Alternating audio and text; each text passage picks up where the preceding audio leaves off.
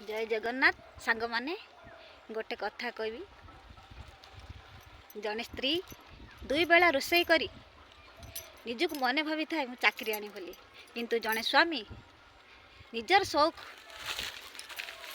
छाड़ी घर परिवार समस्त शौक मेटाई थाए। से स्वामी विवाह पूर्वर वर्ष को 5 हल ड्रेस पिंधुला, किंतु विवाह पर 5 वर्षर हले ड्रेस चलाउची। परिवार सुख सुविधा बुझुची, किंतु केतबले पिलांकर फीस तो बाप माँ औषध समस्त घर खर्च मेटाई थाए, किंतु निज इच्छा ही रही जाए। कौन सांग माने ठीक कहली ना?